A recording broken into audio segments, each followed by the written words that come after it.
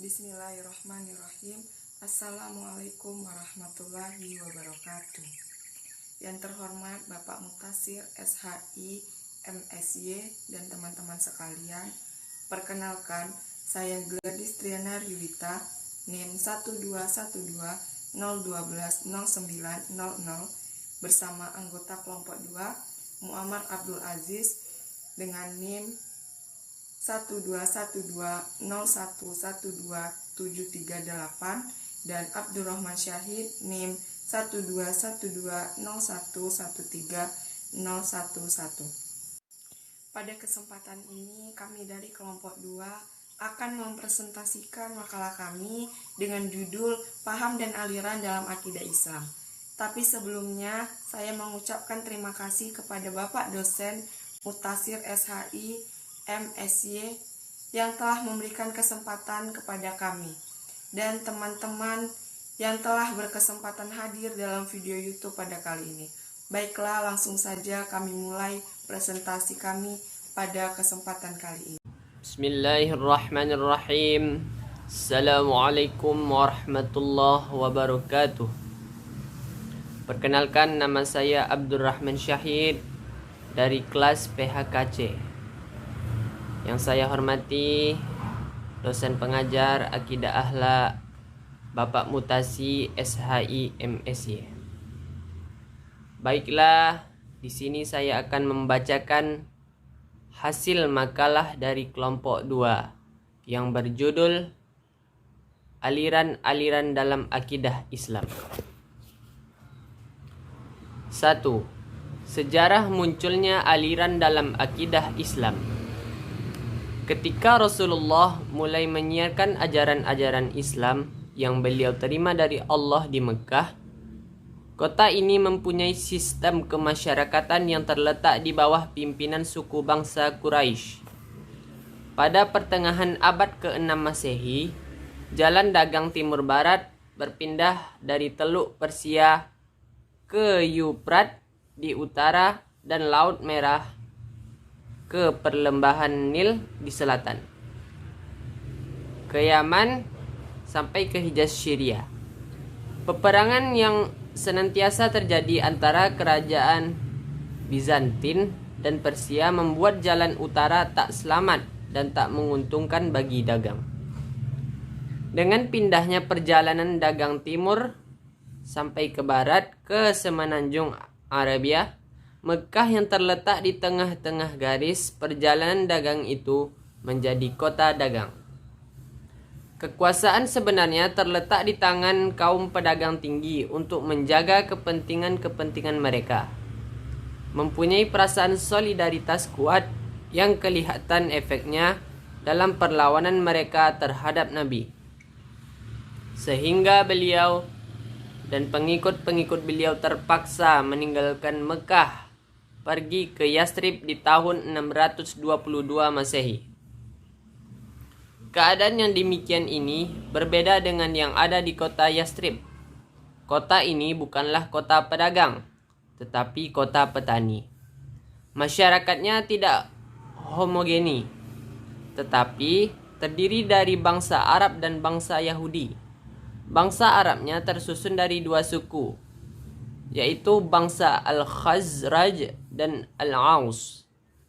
Dari sejarah ringkas tadi dapat diambil kesimpulan bahwa ketika Nabi masih di Mekah hanya mempunyai fungsi kepala agama dan tak mempunyai fungsi kepala pemerintahan, karena kekuasaan politik yang ada di sana belum dapat dijatuhkan pada waktu itu.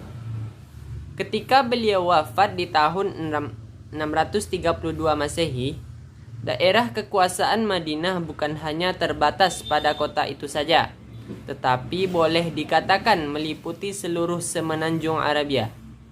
Jadi tidak mengherankan kalau masyarakat Madinah pada waktu wafatnya Nabi Muhammad SAW sibuk memikirkan pengganti beliau untuk mengepalai negara yang baru lahir itu, sehingga penguburan Nabi merupakan soal kedua bagi mereka. Sejarah meriwayatkan bahwa Abu Bakarlah yang disetujui oleh masyarakat Islam di waktu itu menjadi pengganti atau khalifah Nabi dalam mengepalai negara mereka. Kemudian Abu Bakar digantikan oleh Umar bin Khattab dan Umar oleh Utsman bin Affan. Umar bin Khattab adalah sahabat Nabi yang bergairah kepada Al-Quran dan lebih teguh berpegang kepadanya, yang oleh semasa hidupnya pernah disebut sebagai orang-orang yang paling mungkin menjadi utusan Tuhan, seandainya Nabi sendiri bukan Rasul pungkasan. Khalifah kedua ini oleh mayoritas umat Islam disepakati sebagai orang beriman yang paling berhasil. Namun keadaan gemilang masa Umar itu tak berlangsung lama. Utsman bin Affan penggantinya selaku khalifah ketiga, sekalipun banyak mempunyai kelebihan dan jasa di bidang lain, namun dalam kepemimpinan dicatat sebagai orang yang lemah.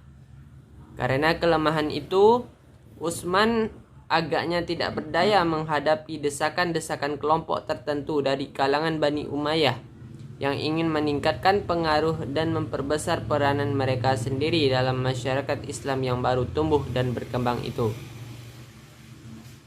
Setelah Utsman bin Affan wafat, Ali sebagai calon terkuat menjadi khalifah yang keempat, tetapi ia segera mendapat tantangan dari pemuka-pemuka yang ingin pula menjadi khalifah, dan juga Ali terpilih sebagai pengganti Utsman itu tidak mendapat suara bulat. Ada kelompok tertentu yang tidak setuju atas pengangkatan Ali dan menuduh bahwa Ali terlibat atau setidak-tidaknya membiarkan komplotan pembunuh Utsman. Kelompok ini kemudian dikenal dengan golongan Syiah. Tantangan kedua datang dari Muawiyah, gubernur Damaskus dan keluarga yang dekat bagi Utsman. Sebagaimana halnya Talhah dan Zubair, ia tak mau mengakui Ali sebagai khalifah. Ia menuntut kepada Ali supaya menghukum pembunuh-pembunuh Utsman. Bahkan ia menuduh Ali turut campur dalam soal pembunuhan itu. Dan pula Ali tidak mengambil tindakan keras terhadap pemberontak-pemberontak itu. Bahwa Muhammad ibnu Abi Bakar diangkat menjadi gubernur Mesir. Dalam pertempuran yang terjadi antara kedua golongan ini di Siffin, tentara Ali dapat mendesak tentara Muawiyah sehingga yang tersebut akhir ini bersedia-sedia untuk lari. Tetapi tangan kanan Muawiyah, Amir ibnu al-As yang terkenal sebagai orang licik, minta berdamai dengan mengangkatkan Al-Quran ke atas. Qurra yang ada di pihak Ali mendesak Ali supaya menerima tawaran itu. Dan dengan demikian dicarilah perdamaian dengan mengadakan arbitrase. Sebagai pengantara diangkat dua orang, Amir bin As dari pihak Muawiyah dan Abu Musa al-Asy'ari dari pihak Ali. Dengan adanya arbitrase ini kedudukannya telah naik menjadi khalifah yang tidak resmi. Tidak mengherankan kalau putusan ini ditolak Ali dan tak mau meletakkan jabatannya sampai ia mati terbunuh di tahun 661 Masehi. Sikap Ali yang menerima tipu muslihat Amir bin As untuk mengadakan arbitrase sungguh dalam keadaan terpaksa.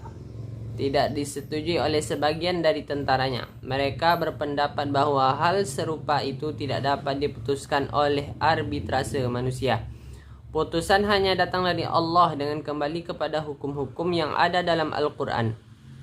La hukma illa lillah. Tidak ada hukum selain dari hukum Allah. Atau la hakama illa Allah. Tidak ada pengantara selain Allah, menjadi semboyan mereka. Mereka memandang Ali bin Abi Thalib telah berbuat salah dan oleh karena itu mereka meninggalkan barisannya. Golongan mereka inilah dalam sejarah Islam terkenal dengan nama Al-Khawarij, yaitu orang yang keluar dan memisahkan diri atau seceders. Karena memandang Ali bersalah dan berbuat dosa, mereka melawan Ali. Ali sekarang menghadapi dua musuh, yaitu Muawiyah dari satu pihak dan Khawarij dari pihak lainnya. Karena selalu mendapat serangan dari pihak kedua ini, Ali terlebih dahulu memusatkan usahanya untuk menghancurkan kaum Khawarij. Tetapi setelah mereka ini kalah, tentara Ali terlalu capek untuk meneruskan pertempuran dengan Muawiyah. Muawiyah tetap berkuasa di Damaskus, dan setelah Ali bin Abi Thalib wafat, ia dengan mudah dapat memperoleh pengakuan sebagai khalifah umat Islam di tahun 661 Masehi. Lanjut yang kedua, latar belakang kemunculan. Ketika Nabi Muhammad SAW mulai menyiarkan ajaran Islam di Mekah, kota ini memiliki sistem kemasyarakatan yang terletak di bawah pimpinan suku bangsa Quraisy. Sistem pemerintahan kala itu dijalankan melalui majelis yang anggotanya terdiri atas kepala suku yang dipilih menurut kekayaan dan pengaruh mereka dalam masyarakat. Tetapi pada saat Nabi SAW diangkat sebagai pemimpin, beliau mendapat perlawanan dari sekelompok-kelompok pedagang yang mempunyai solidaritas kuat demi menjaga kepentingan bisnisnya. Akhirnya Nabi Muhammad SAW bersama para pengikutnya terpaksa meninggalkan Mekah dan pergi hijrah ke Yathrib, sekarang bernama Madinah, pada tahun 622 Masehi. Ketika masih di Mekah, Nabi Muhammad SAW hanya menjadi pemimpin agama. Setelah hijrah ke Madinah, beliau memegang fungsi ganda, yaitu sebagai pemimpin agama dan kepala pemerintahan. Disinilah awal mula terbentuk sistem pemerintahan Islam pertama, yakni dengan berdirinya negara Islam Madinah. Ketika Nabi Muhammad SAW wafat pada 632 Masehi, daerah kekuasaan Madinah tak sebatas pada kota itu saja, tetapi meliputi seluruh semenanjung Arabia. Negara Islam pada waktu itu sebagaimana digambarkan oleh William Montgomery Watt dalam bukunya yang bertajuk Muhammad Prophet and Statesman, sudah merupakan komunitas berkumpulnya suku-suku bangsa Arab. Mereka menjalin persekutuan dengan Muhammad SAW dan masyarakat Madinah dalam berbagai bentuk. Sepeninggal Nabi Muhammad SAW inilah timbul persoalan di Madinah, yaitu siapa pengganti beliau untuk mengepalai negara yang baru lahir itu. Dari sinilah mulai bermunculan berbagai pandangan umat Islam. Sejarah meriwayatkan bahwa Abu Bakar As-Siddiqlah yang disetujui oleh umat Islam ketika itu untuk menjadi pengganti Nabi Muhammad SAW dalam mengepalai Madinah. Selanjutnya Abu Bakar digantikan oleh Umar bin Khattab, kemudian Umar digantikan oleh Utsman bin Affan. Munculnya perselisihan awal kemunculan aliran dalam Islam terjadi pada saat Khilafah Islamiyah mengalami suksesi kepemimpinan dari Utsman bin Affan ke Ali bin Abi Thalib. Masa pemerintahan Ali merupakan era kekacauan dan awal perpecahan di kalangan umat Islam. Namun bibit-bibit perpecahan itu mulai muncul pada akhir kekuasaan Utsman. Di masa pemerintahan Khalifah keempat ini, perang secara fisik beberapa kali terjadi antara pasukan Ali bin Abi Thalib melawan para penantangnya. Peristiwa-peristiwa ini telah menyebabkan terkoyaknya persatuan dan kesatuan umat. Sejarah mencatat paling tidak 2 perang besar pada masa ini, yaitu Perang Jamal atau Perang Unta yang terjadi antara Ali dan Aisyah yang dibantu Zubair bin Awam dan Thalhah bin Ubaidillah, serta Perang Siffin yang berlangsung antara pasukan Ali melawan tentara Muawiyah bin Abu Sufyan. Faktor penyulut Perang Jamal ini disebabkan oleh yang Ali tidak mau menghukum para pembunuh Utsman. Ali sebenarnya ingin sekali menghindari perang dan menyelesaikan perkara itu secara damai. Namun ajakan tersebut ditolak oleh Aisyah, Zubair, dan Thalhah. Zubair dan Thalhah terbunuh ketika hendak melarikan diri, sedangkan Aisyah ditawan dan dikirim kembali ke Madinah. Bersamaan dengan itu, kebijakan-kebijakan yang dikeluarkan Ali semasa memerintah juga mengakibatkan timbulnya perlawanan dari gubernur di Damaskus, Muawiyah bin Abu Sufyan, yang didukung oleh sejumlah bekas pejabat tertinggi di masa pemerintahan Khalifah Utsman yang merasa kehilangan kedudukan dan kejayaan. Bismillahirrahmanirrahim. Perkenalkan, nama saya Muammar Abdul Aziz dari kelas PHKC. Baiklah, saya akan membacakan hasil makalah dari kelompok 2, yaitu yang berjudul Aliran-aliran di dalam akidah Islam. Yang ketiga, ajaran-ajaran pokok. Doktrin atau ajaran-ajaran pokok Khawarij diantaranya adalah sebagai berikut. Yang pertama, khalifah atau imam harus dipilih secara bebas oleh seluruh umat Islam. Yang kedua, khalifah tidak harus berasal dari bangsa Arab. Yang ketiga, setiap orang muslim berhak menjadi khalifah asal sudah memenuhi syarat. Yang keempat, khalifah dipilih secara permanen selama bersangkutan bersikap adil dan menjalankan syariat Islam. Ia harus dijatuhkan bahkan dibunuh jika melakukan kezaliman. Yang kelima, khalifah sebelum Ali bin Abi Thalib yaitu Abu Bakar As-Siddiq, Umar bin Khattab, dan Utsman bin Affan adalah sah, tetapi setelah tahun ke-7 daripada kekhalifahannya, Utsman radhiyallahu anhu dianggap menyeleweng. F. Khalifah Ali juga sah, tetapi setelah terjadi arbitrase ia dianggap menyeleweng. 7. Muawiyah dan Amr bin al-As serta Abu Musa al-Ash'ari juga dianggap menyeleweng dan telah menjadi kafir. 10. Pasukan perang Jamal yang melawan Ali juga kafir. 11. Seseorang yang berdosa besar tidak lagi disebut muslim, karenanya harus dibunuh. Mereka menganggap bahwa seseorang muslim tidak lagi muslim, yaitu kafir, disebabkan tidak mau membunuh muslim lain yang telah dianggap kafir, dengan resiko ia menanggung beban harus dilenyapkan pula. 11. Jika muslim harus berhijrah dan bergabung dengan golongan mereka, apabila tidak mau bergabung ia wajib diperangi karena hidup dalam Darul Arab, negara musuh, sedangkan golongan mereka dianggap berada dalam Darul Islam, yaitu negara Islam.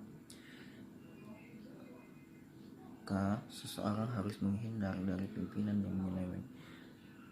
I. Adanya wa'ad dan wa'id, orang yang baik harus masuk. Ajaran pokok Murji'ah adalah: yang pertama, pengakuan iman cukup hanya dalam hati.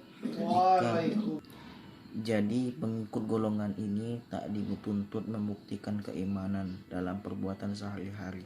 Ini merupakan sesuatu yang janggal dan sulit diterima di kalangan Murji'ah itu sendiri. Karena iman dan amal perbuatan dalam Islam merupakan satu kesatuan yang harus selaras dan berkeseimbangan. Yang kedua, selama meyakini 2 kalimat syahadat, seseorang muslim yang berdosa besar tak dihukum kafir. Hukuman terhadap perbuatan manusia ditangguhkan, artinya hanya Allah yang berhak menjatuhkan di akhirat. Adapun kaum Murji'ah terbagi menjadi 2 golongan, yaitu yang pertama, Murji'ah mudrat, berpendapat bahwasanya orang yang melakukan dosa besar bukanlah kafir dan tidak kekal di neraka, melainkan akan dihukum di neraka sesuai dengan besarnya dosa yang telah dilakukan, dan ada kemungkinan bahwa Allah akan mengampuni seluruh dosanya tersebut. Perihal iman, Murji'ah mudrat berpendapat iman adalah pengetahuan dan pengakuan akan segala yang datang dari Allah, bahkan iman tidak memiliki sifat bertambah ataupun berkurang dan tidak ada perbedaan di antara manusia dalam hal keimanan. Yang kedua, Murji'ah ekstrim berpendapat setiap muslim yang beriman kepada Allah dan kemudian menyatakan kekufuran secara lisan, dia tidak dikatakan kafir, karena iman dan kafir tempatnya di dalam hati, bukan pada bahagian lain dari tubuh manusia. Sekalipun seseorang itu menyembah berhala bagi Allah, orang itu tetap seorang yang sempurna keimanannya. Bagian nomor 4, tokoh-tokoh. A. Tokoh aliran Khawarij. Yang pertama Abdullah bin Wahab ar-Rasyid, yang kedua Mustarif bin Sa'ad, yang ketiga Urwah bin Hudair, yang keempat Ausarah al-Asadi, yang kelima Quraib bin Maria, yang keenam Nafi bin al-Azraq, yang ketujuh Abdullah bin Bashir, yang kedelapan Najda bin Amir al-Hanaf. B. Tokoh aliran Al-Murji'ah. Yang pertama Abu Hasan As-Solihi, yang kedua Yunus bin An-Namiri, yang ketiga Ubaid Al-Muqtaib, yang keempat Khairan Ad-Damashq, yang kelima Bishar Al-Marizi, yang keenam Muhammad bin Karam. Baik, selanjutnya macam-macam aliran. Aliran yang pertama aliran Khawarij. Latar belakang kemunculan Khawarij. Kata Khawarij secara etimologis berasal dari bahasa Arab yang berarti kharaja atau keluar, muncul, timbul, atau memberontak. Berkenaan dengan pengertian etimologis ini, Syahrastani menyebut orang yang memberontak imam yang sah disebut sebagai Khawarij. Berdasarkan pengertian etimologi ini pula, Khawarij berarti setiap muslim yang memiliki sikap laten ingin keluar dari kesatuan umat Islam. Adapun yang dimaksud Khawarij terhadap terminologi ilmu kalam adalah suatu sekte atau kelompok atau aliran pengikut Ali bin Abi Thalib yang keluar meninggalkan barisan karena tidak sepakat terhadap Ali yang menerima tahkim dalam perang Siffin pada tahun 37 Hijriah atau 648 Masehi dengan kelompok pemberontak Muawiyah bin Abi Sufyan perihal persengketaan khalifah. Kelompok Khawarij pada mulanya memandang Ali dan pasukannya berada pada pihak yang benar karena Ali merupakan khalifah sah yang telah dibayat mayoritas umat Islam. Sementara Muawiyah berada pada pihak yang salah karena memberontak kepada khalifah yang sah. Lagi pula, berdasarkan estimasi Khawarij, pihak Ali hampir memperoleh kemenangan pada peperangan itu.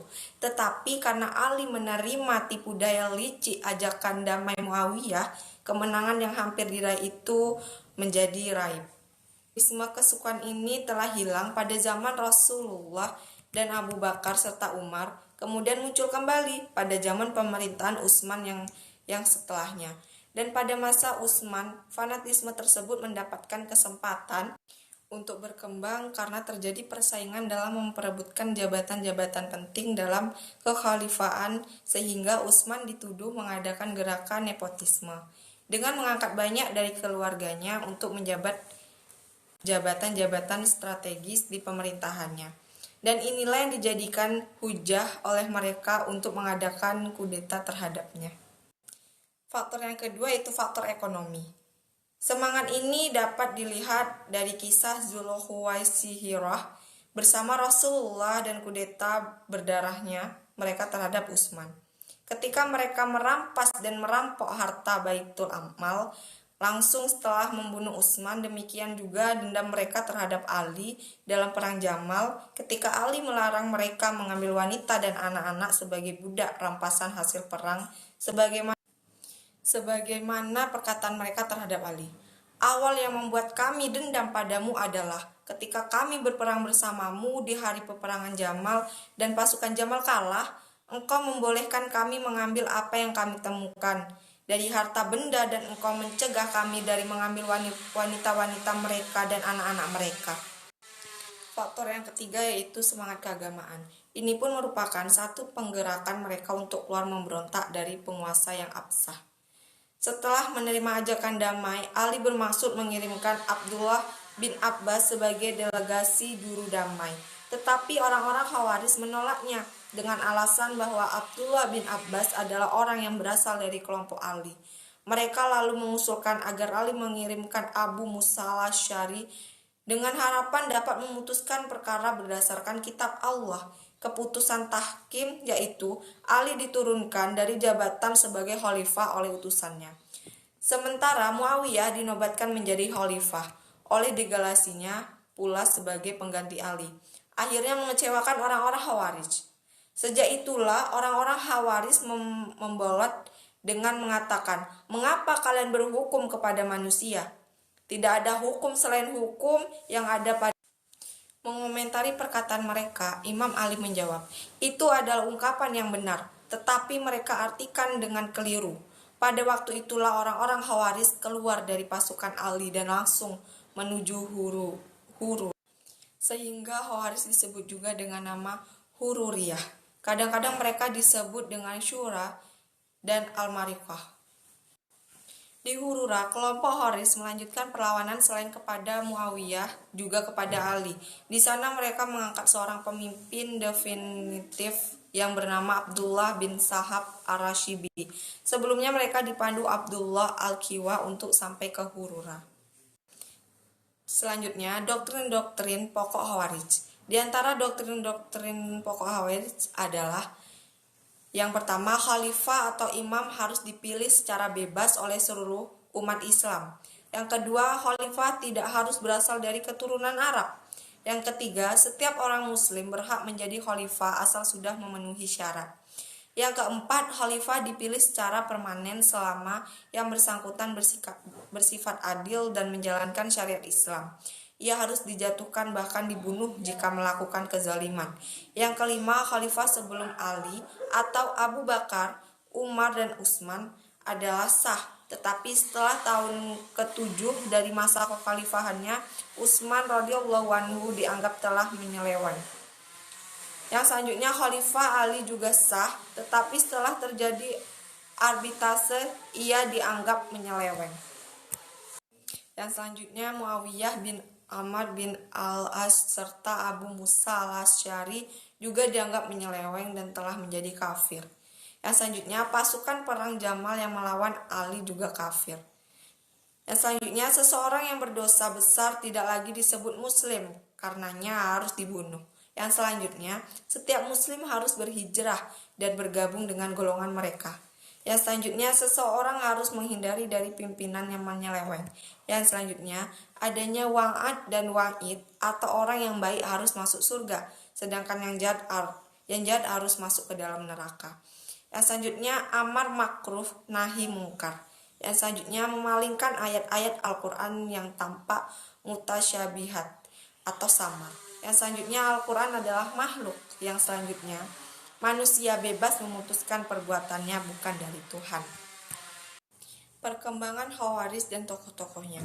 Khawarij sebagaimana telah dikemukakan telah menjadikan imamah atau khalifah atau politik sebagai doktrin sentral yang memicu timbulnya doktrin-doktrin teologis lainnya. Radikalitas yang melekat pada watak dan perbuatan kelompok Khawarij menyebabkan sangat rentan pada perpecahan, baik secara internal kaum Khawarij maupun secara eksternal dengan sesama kelompok Islam lainnya. Para pengamat telah berbeda pendapat tentang berapa banyak perpecahan yang terjadi dalam tubuh kaum Khawarij. Al-Baghdadi mengatakan bahwa sekte ini telah pecah menjadi 20 subsekte. Harun mengatakan bahwa sekte ini telah pecah menjadi 18 subsekte. Adapun Al-Asyafarayani seperti dikutip Baghdadi mengatakan bahwa sekte ini telah pecah menjadi 22 subsekte. Terlepas dari beberapa banyak subsekte pecahan Khawarij, tokoh-tokoh yang disebutkan di atas sepakat bahwa subsekte Khawarij yang besar hanya ada 6.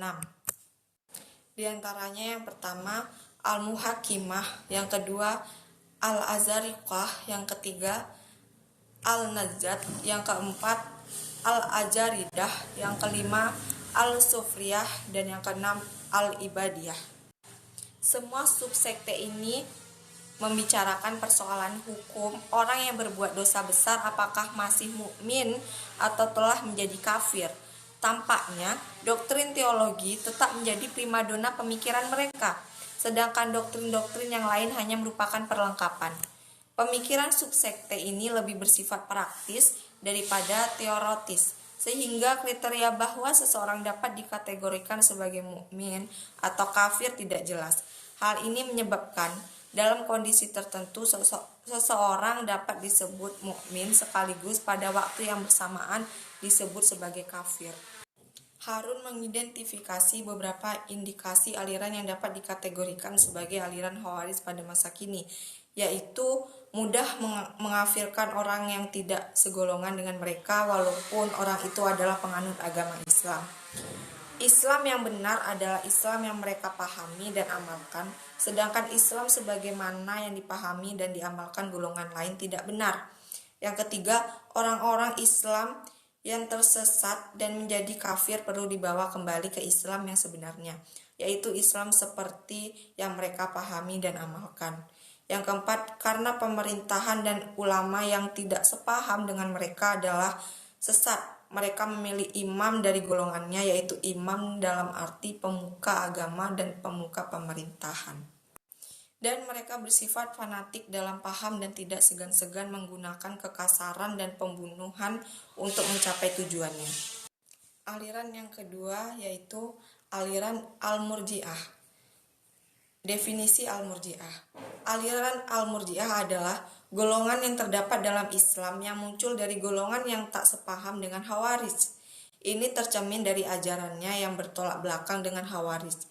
Pengertian Al-Murji'ah sendiri berasal dari kata arja'a, yaitu menunda ataupun meneguhkan atau juga penangguhan keputusan atas perbuatan seseorang sampai di pengadilan Allah Subhanahu wa taala kelak. Jadi mereka tak mengkafirkan seseorang muslim yang berdosa besar, sebab yang berhak menjatuhkan hukuman terhadap seseorang pelaku dosa hanyalah Allah Subhanahu wa taala. Sehingga seorang muslim sekalipun berdosa besar dalam kelompok ini tetap diakui sebagai muslim dan punya harapan dan kesepakatan untuk bertobat. Secara etimologi berasal dari kata al-irja yang berarti mengakhirkan. Sebagaimana disebutkan Ka'bah bin Malik menceritakan kisah taubatnya. Rasulullah arja'a atau mengakhirkan permasalahan kami.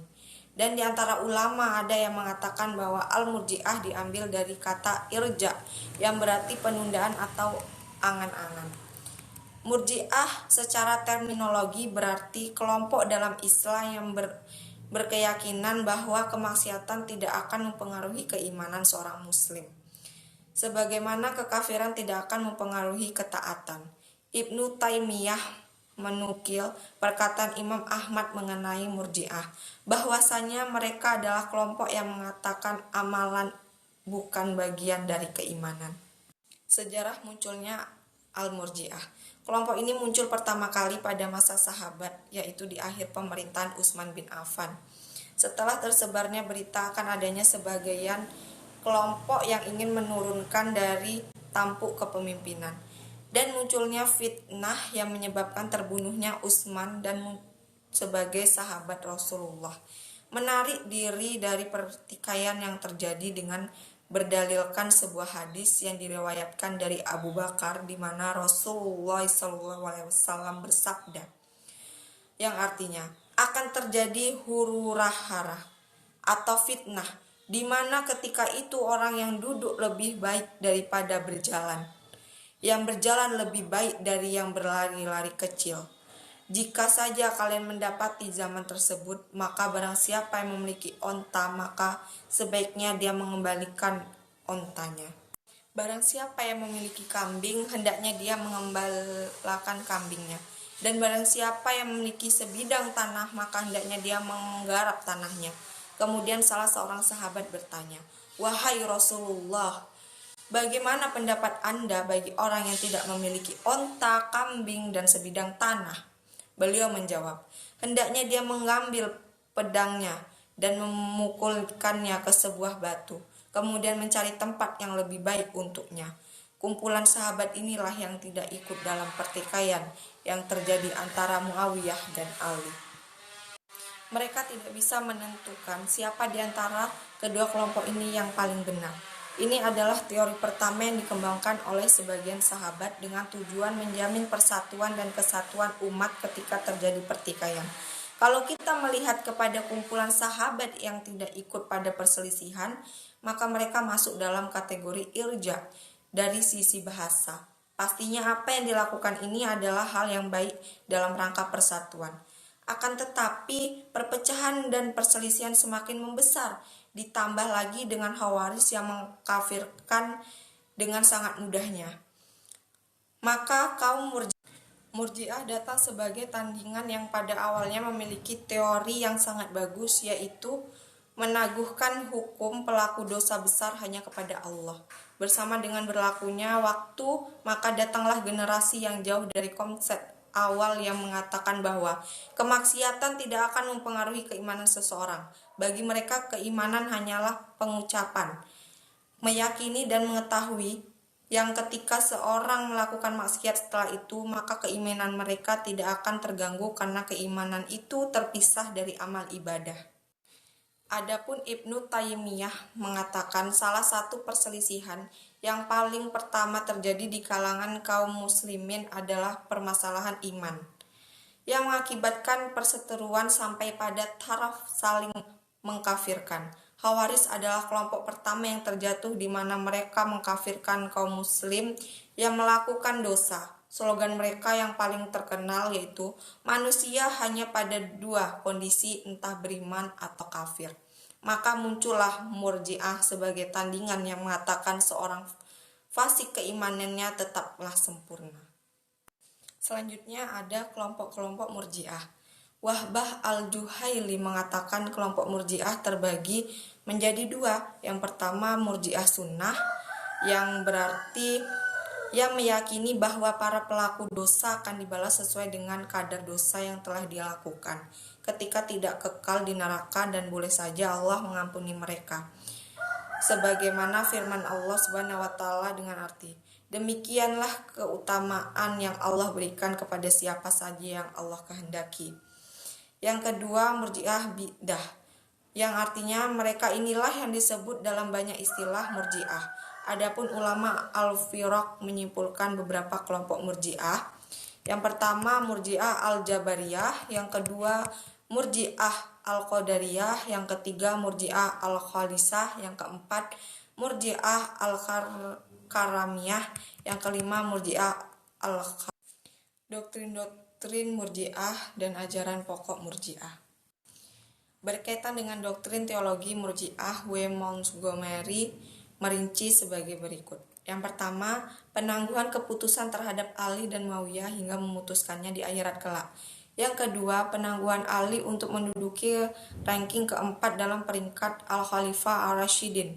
Yang ketiga, pemberian harapan atau giving of hope terhadap orang muslim yang berdosa besar untuk memperoleh ampunan dan rahmat dari Allah. Yang keempat, doktrin-doktrin Murji'ah menyerupai pengajaran atau mazhab para skeptik dan empiris dari golongan Helenis. Dari kalangan Murji'ah moderat juga umumnya berpendapat bahwa selama seseorang masih bersyahadat, maka orang demikian itu tetap dikatakan Islam. Dosa yang dilakukannya sekalipun dosa besar tidak akan membuat dia keluar dari Islam dan akan masuk surga.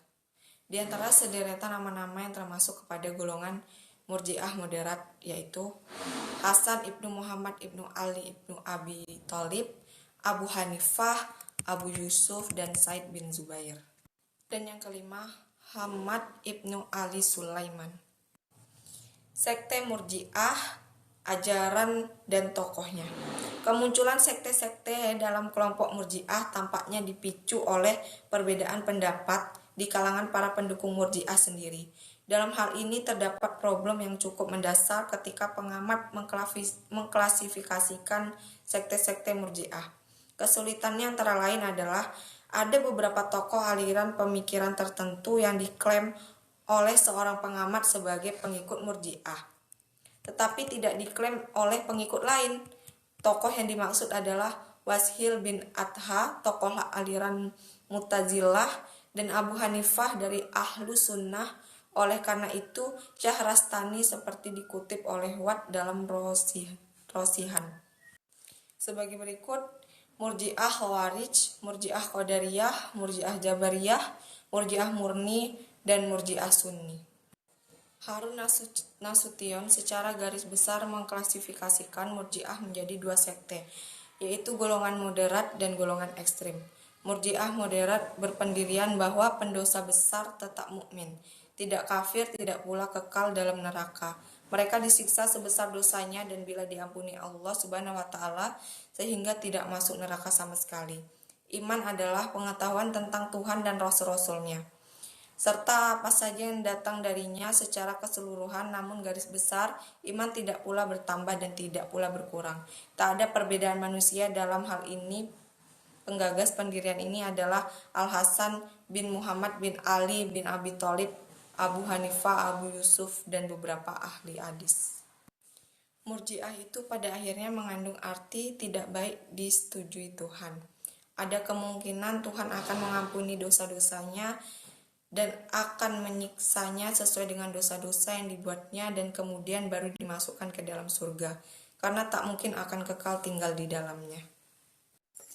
Kesimpulan yang dapat kami ambil dari makalah ini yaitu, Khawarij pada mulanya adalah suatu golongan pendukung Ali. Namun pada akhirnya keluar dari barisan Ali disebabkan atau dikarenakan ketidakpuasan mereka terhadap Ali yang menerima tahkim dari Muawiyah, sehingga Khawarij memberikan perlawanan dan menyatakan perang terhadap Ali dan Muawiyah. Sehingga dengan keluarnya mereka dari golongan Ali, maka mereka dijuluki Khawarij, yaitu orang-orang yang keluar.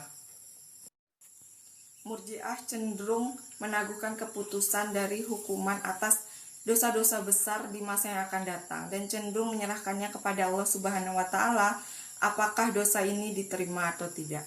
Murji'ah memandang terbalik dari Khawarij, bahwa orang muslim yang berbuat dosa besar tidaklah kafir, namun masih memiliki kesempatan atas harapan untuk mendapatkan pengampunan dari Allah Subhanahu wa taala. Demikianlah hasil presentasi kami. Jika ada benarnya itu datang dari Allah Subhanahu wa taala, dan jika ada kurangnya itu datang dari diri kami sendiri. Dan saya mewakili dari kelompok 2 mengucapkan terima kasih banyak kepada yang telah berpartisipasi dalam presentasi pada kali ini.